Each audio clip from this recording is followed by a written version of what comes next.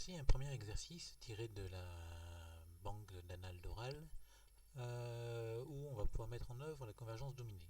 Donc dans cet exercice, on s'intéresse à une suite intégrale impropre. Impropre parce que la fonction qu'on intègre 1 sur 1 plus t2 puissance n est continue sur 0 plus infini, 0 fermé, mais on aura un problème du coup avec la borne plus infini. Donc on demande dans cet exercice d'abord de justifier l'existence de in, donc montrer que cette intégrale converge. Puis après, dans la deuxième question, la monotonie et le calcul de la limite. Enfin, on demandera la nature de la série de la somme des IN, mais vous remarquerez que le théorème de convergence dominée va être utilisé à ce stade-là quand il faudra calculer la limite de l'intégrale, de la suite d'intégrale. Donc d'abord, dans un premier temps, pour montrer l'existence de IN, il faut démontrer que que l'intégrale converge. Comme la fonction qui est à l'intérieur de l'intégrale est positive, on peut aussi démontrer l'intégrabilité, ce qui sera complètement équivalent. Donc là, on considère on pose phi n qui a été associée 1 sur 1 plus t2 puissance n, donc la fonction à l'intérieur de l'intégrale. Elle est continue sur 0 plus infini, et quand on regarde un équivalent plus infini, c'est équivalent à 1 sur t puissance 2n, et 1 sur t puissance 2n, c'est une fonction qui est intégrable sur 1 plus infini, donc c'est une intégrale de Riemann, comme 2n est strictement plus grand que 1. Du coup, par critère d'équivalence, on en déduit que phi n est intégrable sur 1 plus infini, et en plus, on a phi n qui est continue sur le segment 0,1, donc comme elle est continue sur un segment, elle est intégrable sur le segment 0,1. Du coup, elle est intégrable sur 1 plus infini et sur 0,1, donc elle est intégrable globalement sur R+.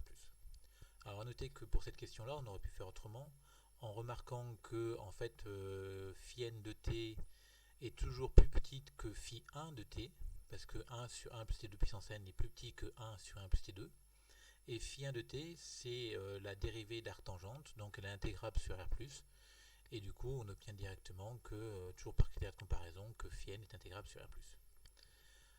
Bon, ensuite on passe à la deuxième question. On vous demande de démontrer la monotonie de la suite. Donc quand on cherche la monotonie d'une suite, une des habitudes à prendre, c'est de calculer un plus 1 moins in. Donc on regroupe ces deux intégrales en une seule par linéarité de l'intégrale convergente, parce qu'on a montré dans la première question que in plus 1 et in étaient des intégrales convergentes. Et on calcule et on fait apparaître cette fonction-là, cette intégrale de cette fonction. Et on remarque que la fonction qui est à l'intérieur de l'intégrale, donc t2 sur 1 plus t2 puissance n, c'est une fonction qui est positive. Donc par positivité de l'intégrale, cette intégrale-là va être positive, et donc avec le moins qui est devant, l'ensemble va devenir négatif. Donc du coup, on a in plus 1 moyenne qui est négative, donc la suite devient décroissante. Ensuite, on aurait pu aussi démontrer que, toujours par positivité de l'intégrale, que in était positive, parce que c'est l'intégrale de 1 sur 1 plus t2 puissance n, 1 sur 1 plus t2 puissance n est positif sur R+, donc par positivité, in va être positive. Donc on a une suite d'intégrales qui est décroissante et minorée par 0, donc elle converge. A noter que la convergence obtenue par le théorème de la convergence monotone n'est pas vraiment utile, parce que le théorème de convergence dominée qu'on va utiliser ensuite nous le donnera aussi. Donc ensuite, pour avoir la valeur de la limite, donc on va passer au théorème de convergence dominée, donc avec les hypothèses habituelles qu'on vérifie. Donc ma fonction phi n est continue par morceau. Alors par morceau, je vous rappelle que c'est l'hypothèse du théorème, mais là elle est continue tout court, sur 0 plus infini. On remarque qu'on a ouvert en 0 parce qu'on a le droit de le faire. On peut se placer sur intervalle ouvert, semi-ouvert, etc. Après, pour tout est positif, quand on regarde notre suite phi n de t, ben c'est en fait une suite géométrique. C'est 1 sur 1 plus t2, le tout à la puissance n. Et comme 1 sur 1 plus t2 est strictement compris entre moins 1 et 1, cette suite géométrique de raisons comprises entre moins 1 et 1 va converger vers 0. Donc en fait, phi n converge simplement sur R+ vers la fonction nulle. Et la fonction nulle, on doit vérifier qu'elle continue par morceaux, mais ça ne pose pas beaucoup de difficultés.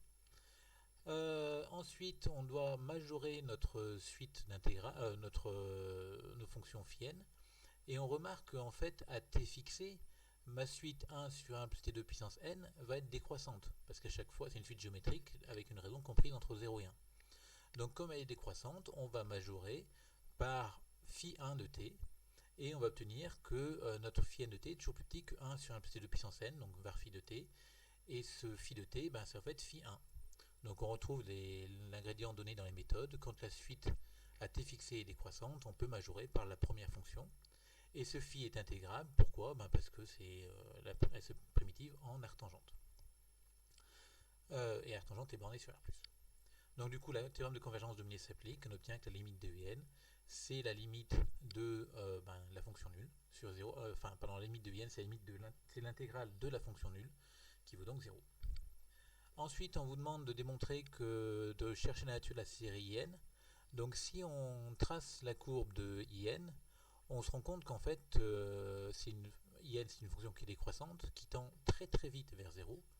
Et en fait, l'essentiel de la masse de cette intégrale-là est situé entre 0 et 1, c'est-à-dire au tout début de la fonction.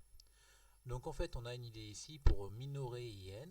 On va dire que IN est plus grand que l'intégrale de 0 à 1 sur n, parce que c'est là qu'il y a l'essentiel de la masse. Donc on calcule cette intégrale-là, enfin on la calcule pas, on la minore encore, on utilise toujours la positivité de l'intégrale, donc 1 plus t2 est plus petit que 1 plus 1 sur n2, donc en passant l'inverse, puis en utilisant la positivité de l'intégrale, on obtient cette inégalité-là. Puis on calcule l'intégrale, qui est l'intégrale d'une constante, et on obtient ce truc-là. Enfin, ce truc-là, quand on regarde ce que c'est, on cherche un équivalent. Donc on écrit notre un puissance Vn, ici, sous la forme exponentielle. Ce qui est intérieur de l'exponentielle, c'est équivalent parce que 1 sur n tend vers 0 à n fois 1 sur n2, donc ça tend vers 0. Donc cette exponentielle-là tend globalement vers 1. Et donc mon quotient qui est là, en fait, est équivalent à 1 sur n. Donc on a IN qui est plus grand que cette fraction-là. Cette fraction-là est équivalente à 1 sur n, donc on va utiliser des théorèmes de comparaison. Comme tout le monde est positif ici, on a d'abord que la série des IN diverge parce que c'est la série harmonique. Puis, comme cette série diverge, on obtient que la série des 1 sur n facteur de 1 plus 1 sur n2 puissance n diverge aussi. Et enfin, toujours par le théorème des comparaisons, comme IN est plus grand que cette fraction-là, et que la série de cette fraction diverge, on obtient que la série des IN qui diverge. Voilà pour cet exercice, donc on en fera d'autres un peu